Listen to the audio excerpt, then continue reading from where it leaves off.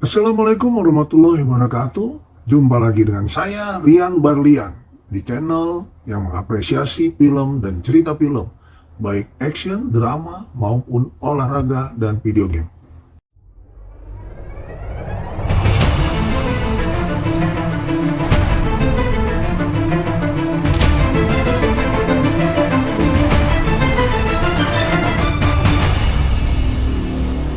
Di film kali ini yang berjudul Kajiman 2023 bercerita tentang teror yang seorang perawat alami saat menjadi perawat jompo di rumah seorang konglomerat. Kira-kira seperti apa teror iblis Kajiman ini? Apakah Kajiman ini adalah sosok yang mengerikan? Oke lah, daripada kalian penasaran, mending kita langsung saja ke pembahasannya. Dan jika kalian suka dengan channel ini, seperti biasa silahkan subscribe aja biar gak ketinggalan video menarik lainnya.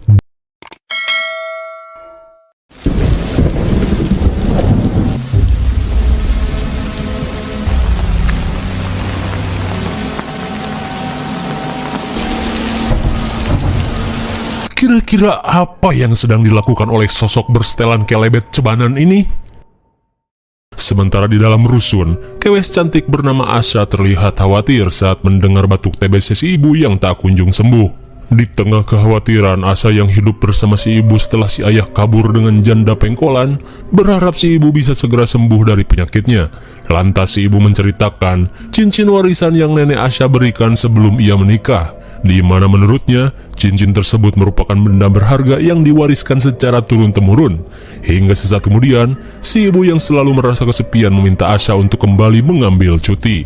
Namun karena banyaknya pasien yang harus ia rawat, Asha meminta si ibu untuk mengerti dengan keadaannya. Tapi bukannya mengerti, si ibu malah pundung dan merajuk. Terlebih si ibu merasakan firasat buruk yang akan terjadi. Singkat cerita, 1 bulan setelah obrolan dengan si ibu, Asha yang baru bangun terlihat menyesal karena ketika itu ia tidak memenuhi keinginan ibunya sebelum meninggoy. Rupanya firasat buruk yang si ibu ungkapkan merupakan pertanda dari si ibu yang kurang iman, yang sudah tidak bisa menahan tekanan batin hingga memutuskan untuk modar. Hingga sesaat kemudian, Asha yang tidak ingin larut dalam kesedihan langsung bersiap untuk pergi kerja.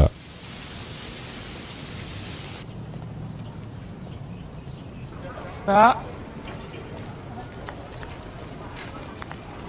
Di tengah perjalanan, seorang wanita cungkring bernama Rum tiba-tiba menyapa dan mengungkapkan jika akhir-akhir ini dirinya sering didatangi arwah si ibu yang berusaha berkomunikasi dengan Asha.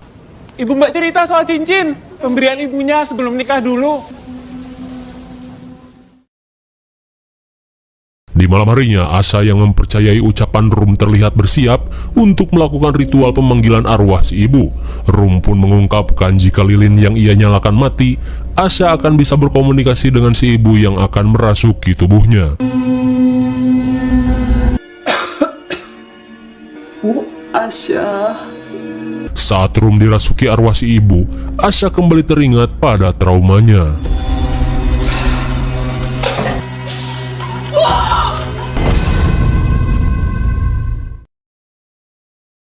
Di keesokan harinya, saat Asha melakukan pengecekan ke bangsal, para perawat terlihat sibuk menggibahi kondisi rekan mereka yang bernama Santi, di mana Santi mengalami sakit aneh setelah melakukan perawatan pada seorang konglomerat jompo bernama Pak Mail, di mana menurut gosip dan cenah, Pak Mail sakit akibat pesugihan monyet.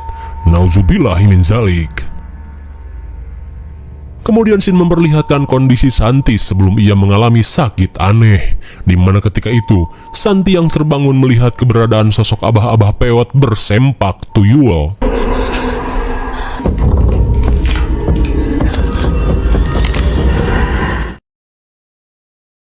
Kembali ke masa sekarang, para perawat yang mendengar Asha akan menggantikan tugas Santi mengurus Pak Mail, meminta Rama untuk membujuk Asha agar tidak menerima tugas itu. Akan tetapi Ani merasa hal itu akan sia-sia karena Asha pastinya butuh duit dan sedang berusaha melupakan trauma atas kematian ibunya.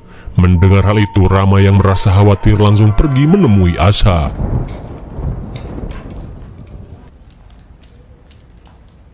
Saat bertemu kekasihnya, Rama yang mendengar gosip aneh tentang Pak Mail meminta Asha untuk mempertimbangkan hal tersebut. Namun Asha hanya meminta Rama untuk tenang dan jangan overthinking.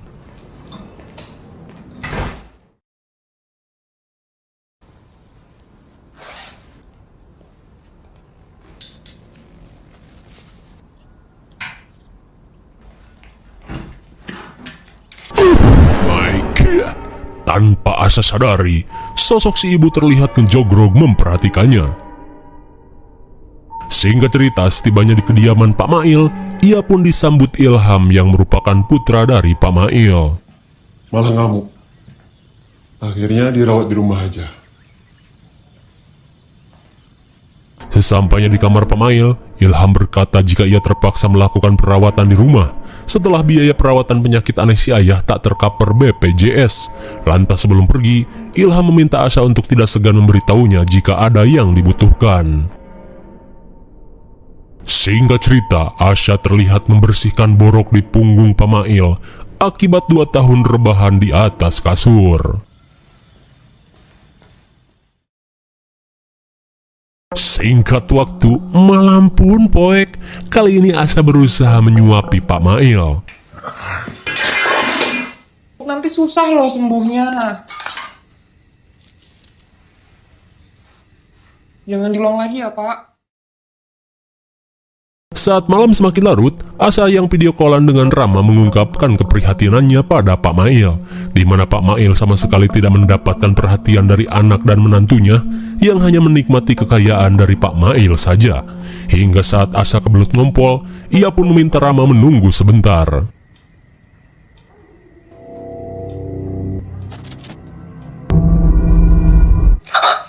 Sesaat kemudian, Asya yang menyadari istri Pak Ilham terbangun langsung menutup teleponnya. Namun Rama yang sempat melihat penampakan aneh merasa was-was pada kondisi Asya. Di keesokan harinya, Asya pun penasaran saat melihat 2 kuburan tak terawat di halaman rumah.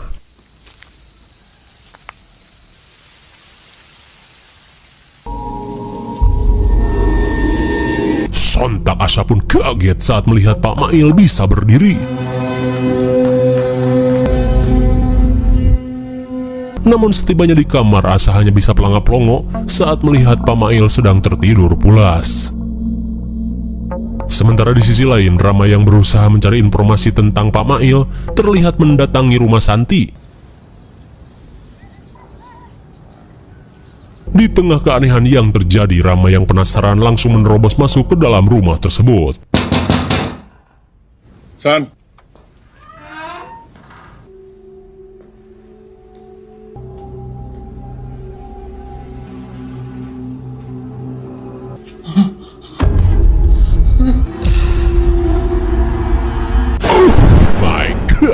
sontak Rama pun syok parah saat melihat Santi sudah menjadi mayit sambil memegangi benda aneh. Setelah Santi dievakuasi, tim forensik memperkirakan jika Santi telah meninggoy 1 minggu lalu. Mereka pun heran dengan kondisi mayat Santi yang terlihat ketakutan. Saat malam semakin larut, Asya pun terbangun saat merasakan belayan dari tangan kasar di kepalanya.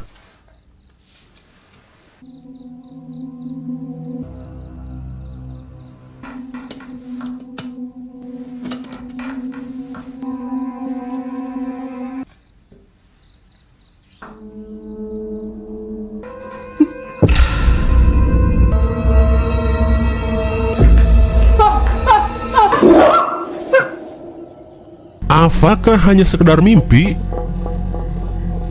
Singkat waktu, Santi pun kembali kesal saat lagi-lagi Pak Mail tantrum hingga membuat makanannya mubazir.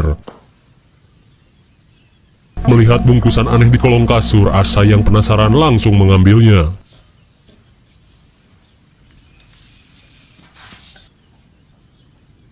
Saat Asya akan membuang sampah dan jimat yang ia temukan, ia pun heran saat melihat ritual aneh yang Bu Mia lakukan di halaman rumah.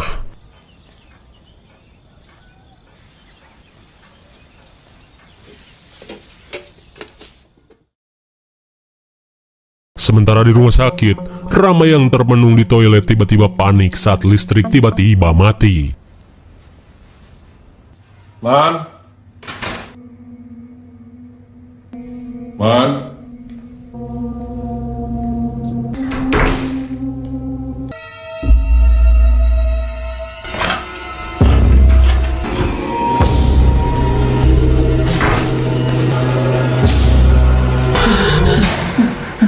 Untung saja lampu keburu menyala dan sosok hantu Santi menghilang begitu saja. Di keesokan harinya, Asha yang terbangun pun syok parah saat menemukan 2 jimat yang ia buang kini berada di kolong kasurnya. Khawatir hal buruk akan terjadi, Asha langsung memotonya untuk ia perlihatkan pada Mbak Rum. Di siang harinya, Asha dan Rama terlihat mendatangi gubuk Mbak Rum. Hingga sesaat kemudian, Mbak Rum yang baru selesai menjemur ikan asin langsung mengajak Asha dan Rama masuk. Di dalam gubuk derita, Asha pun menunjukkan foto jimat yang ia temukan.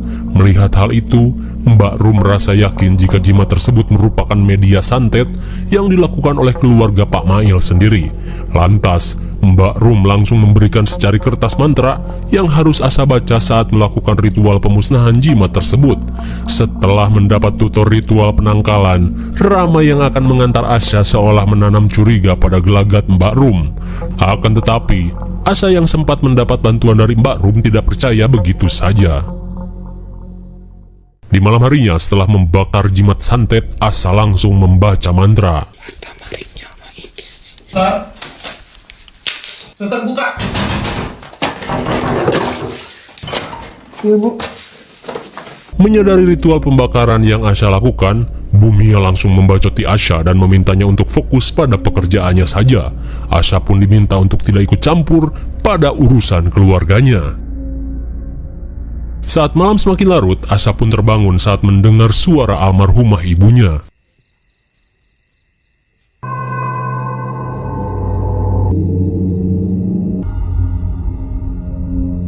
Dirasa si ibu sedang memberi petunjuk, ia pun bergegas untuk mengeceknya.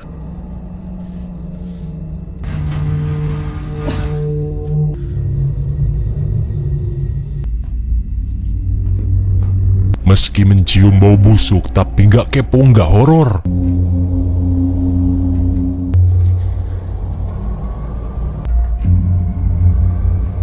Asha pun menyadari jika ruangan ini digunakan sebagai tempat ritual, langsung mengambil beberapa foto untuk ia tunjukkan pada Mbak Rum.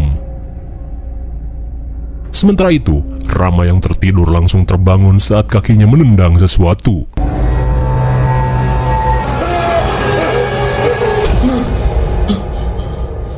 Lagi-lagi mimpi. Akan tetapi Rama langsung panik saat menemukan bungkusan aneh. Di tengah ketakutan, Rama yang tak ingin hal buruk terjadi langsung membuang bungkusan tersebut. Di keesokan harinya, Mia yang mencium bau busuk bergegas pergi ke kamar mertuanya.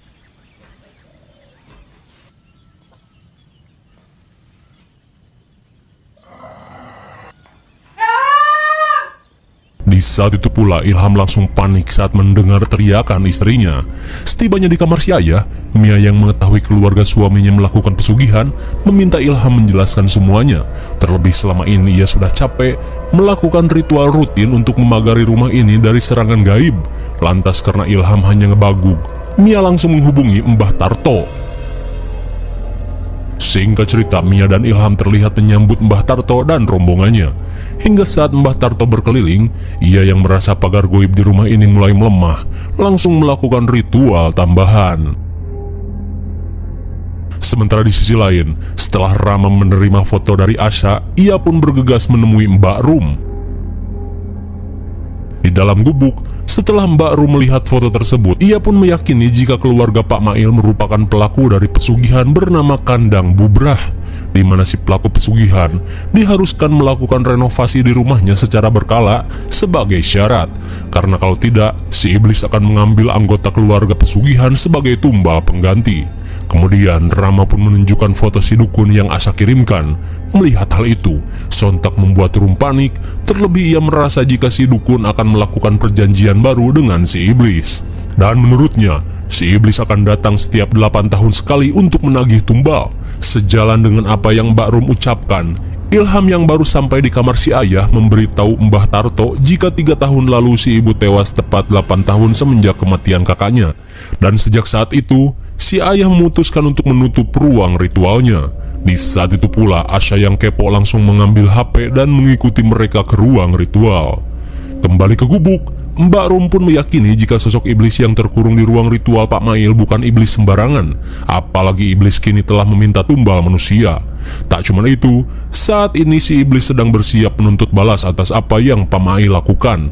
Namun kali ini, si iblis yang lemah membutuhkan wadah untuk melakukan hal tersebut. Sementara itu, saat Mbah Tarto sampai di tempat ritual, Ilham pun mengungkapkan jika sejak penutupan tempat tersebut, si ayah mengalami sakit aneh yang membuatnya hanya bisa rebahan di atas kasur. Mendengar hal itu, Mbah Tarto yang melihat tangkurak kerbau di tempat tersebut terlihat berusaha berkonsentrasi mencari keberadaan si iblis. Tanah, Mbak Asya dalam bahaya. Saat Asya kerasukan, Mbak Ru meminta Rama untuk segera pergi ke rumah Pak Mail dengan memberikan secarik mantra yang harus Rama baca untuk menggagalkan ritual tersebut.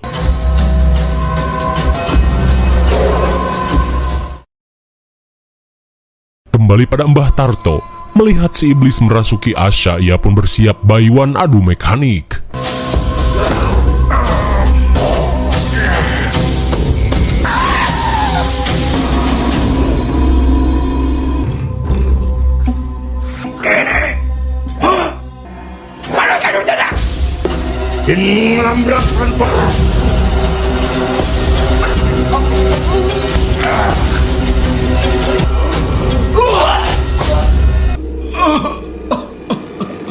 Setelah melakukan jurus Kang Udin, akhirnya Mbah Tarto berhasil mengeluarkan si iblis. Akan tetapi Mbah Tarto yang menyadari malam ini adalah malam Jumat Kliwon, meminta Ilham dan Mia menyiapkan beberapa sesajen untuk memperkuat pagar goib di tempat tersebut. Di malam harinya, saat Mbah Tarto memulai ritual, tiba-tiba saja terjadi sesuatu pada Pak Mail yang terlihat kesakitan. Di saat itu pula, Rama yang baru sampai langsung melakukan jurus maling kutang.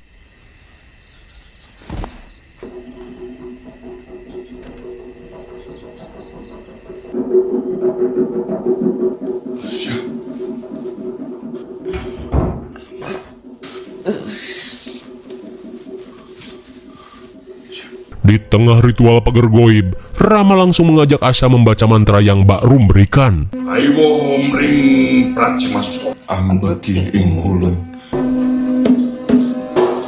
pepunden leluhur aman itu maranda tempat.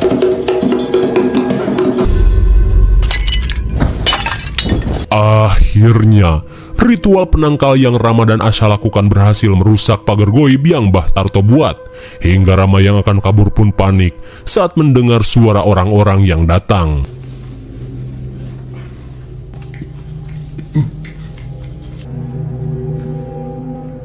Dikasih air putih aja terus. Pak Tarto, terima kasih ya Pak, udah bantu kami.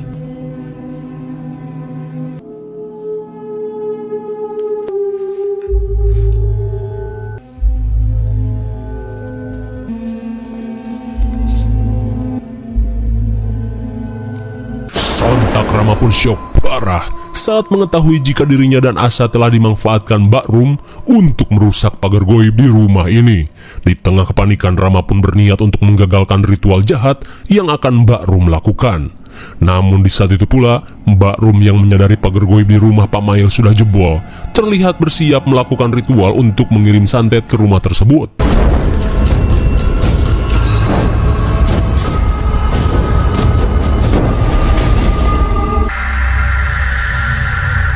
Sementara itu, di tengah kondisi puyeng, tiba-tiba Asya mendengar suara si ibu yang memanggil.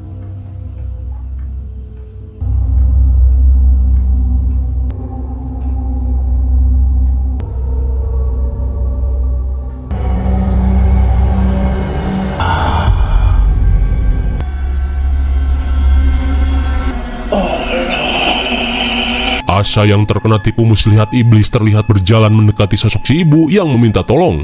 Di saat itu pula, Mia yang terbangun langsung beranjak saat mendengar suara aneh dari loteng.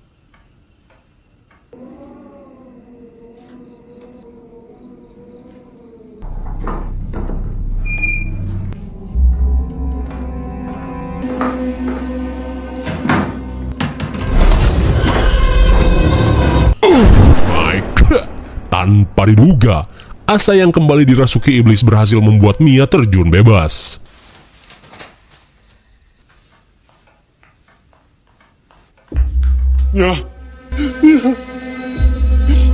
Sontak Ilham pun syok parah saat menyadari Mia telah tewas.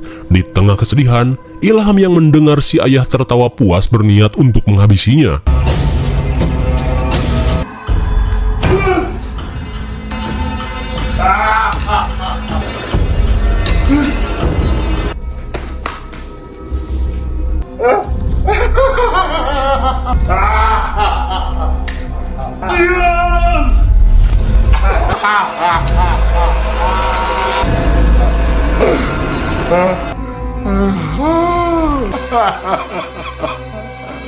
Sontak Pak Mail pun sedih saat melihat anaknya Modar menjadi tumbal iblis. Kembali pada Rama, ia pun langsung mencari keberadaan Mbak Rum.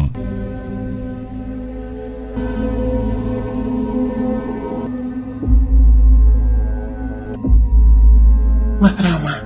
Lantas sambil menunjukkan jimat, Rama mendesak Mbak Rum untuk mengungkapkan rencana jahatnya. Setelah rencananya terbongkar, rupanya Mbak Rum sedang berusaha merebut iblis Kajiman yang Pak Mail kurung guna menyempurnakan kesaktiannya.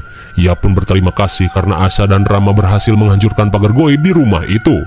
Lalu tiba-tiba, Kamu yang satu lagi. melihat Rama berusaha kabur, Mbak Rum yang akan menjadikan Rama sebagai tumbal langsung membiusnya menggunakan kemenyan yang ia bakar.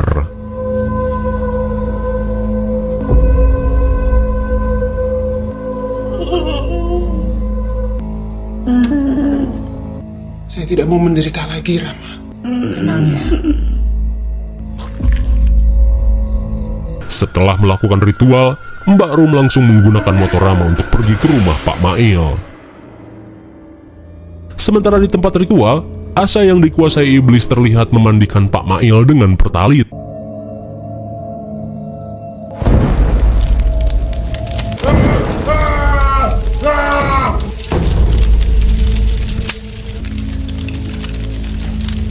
Saat tubuh Pak Mail hangus terbakar, Asya yang terlepas dari pengaruh si iblis pun syok parah saat melihat kengerian yang terjadi.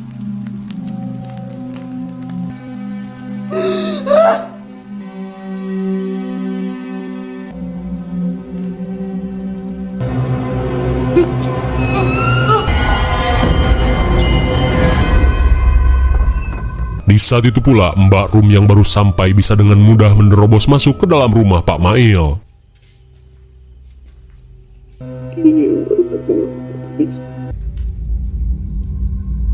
Setelah melihat kengerian yang terjadi, Mbak Rum langsung memulai ritualnya.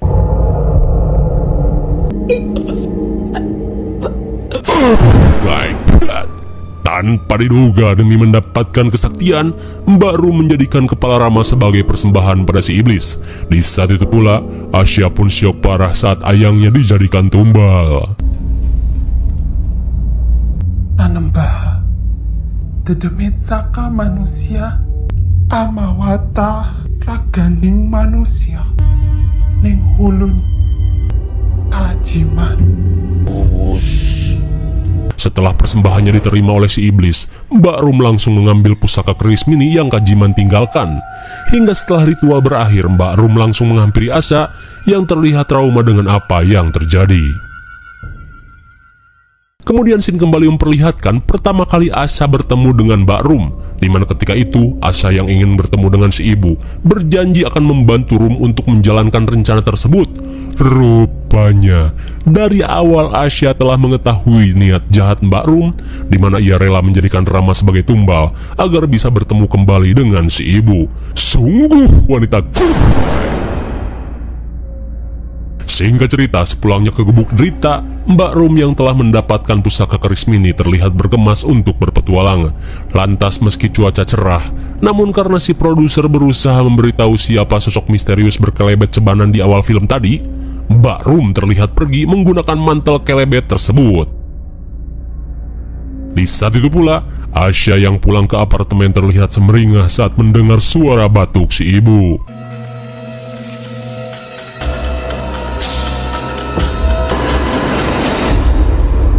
Na'udzubillah min zalik. Meski si ibu terlihat seperti zombie, namun persekutuan yang Asya lakukan berhasil membuat si ibu teredo tensei. Lalu, film pun sudah berakhir. Bagaimana, mengerikan sekali bukan? Penyesalan Asyad setelah kematian si ibu membuatnya rela membantu ritual yang Mbak Rum lakukan untuk bersekutu dengan iblis Kajiman, di mana dalam ritual tersebut Mbak Rum menjanjikan akan melakukan Edo Tensei pada si ibu. Hingga dalam ritual tersebut, asa yang dijadikan wadah si iblis berhasil menghabisi keluarga Pak Mail. Hingga di akhir cerita, setelah menjadikan Rama sebagai tumbal, Mbak Rum berhasil melakukan rencananya. Dan di akhir cerita, meski si ibu terlihat seperti zombie, namun Asha yang setengah gelo terlihat bahagia saat si ibu berhasil di Edo Tensei Ba Orochimaru. IMDb untuk film ini adalah 6,6 dan menurut saya cocoklah diberi nilai 6,8. Mungkin segini saja review dan pembahasan film Kajiman 2023. Jangan lupa like, share, dan subscribe supaya kalian tidak ketinggalan jika ada video menarik lainnya dari Sekayang. Thanks for watching and see you on next video. Bye bye.